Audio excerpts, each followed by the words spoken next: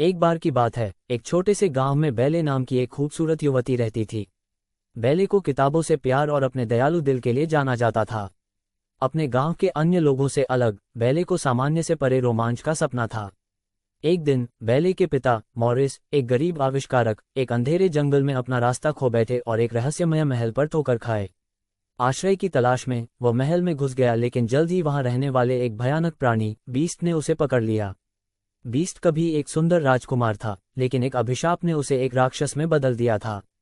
अभिशाप तभी टूट सकता था जब वह प्यार करना और बदले में प्यार पाना सीख ले।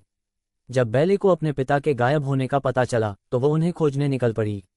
वो महल में पहुंची और बहादुरी से अपने पिता की जगह बीस्ट के कैदी के रूप में लेने की पेशकश की। बीस्ट ने स्वीकार कर लिया और बेले महल में फंस गई। पहले तो बेले बीस्ट से डरती थी। वो कठोर था और उसका रूप डरावना था, लेकिन जैसे जैसे समय बीतता गया, बेले को उसके बाहरी रूप से परे देखने का मौका मिला। उसने उसकी दयालुता को देखा, जो उदासी और गुस्से की परतों के नीचे छिपी हुई थी।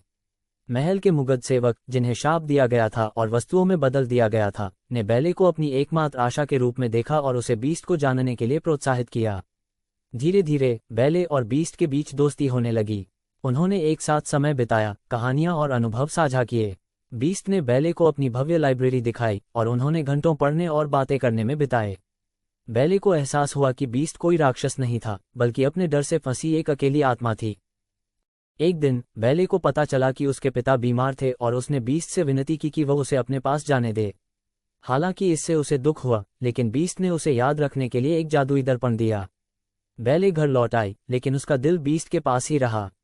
गांव में वापस गैस्टन नामक एक क्रूर शिकारी, जो हमेशा बेले से शादी करना चाहता था, ने जादुई दर्पण में जानवर को देखा और महल पर हमला करने के लिए ग्रामीणों को इकट्ठा किया। बेले जानवर को चेतावनी देने के लिए वापस लौटी, लेकिन वो बहुत देर हो चुकी थी।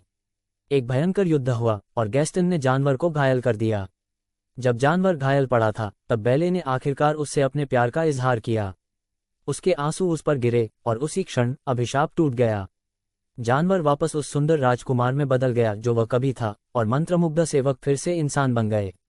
बेले और राजकुमार गांव लौट आए, जहां वे हमेशा खुशी खुशी रहने लगे। उनका प्यार भीतर की सुंदरता को देखने की शक्ति का प्रमाण था।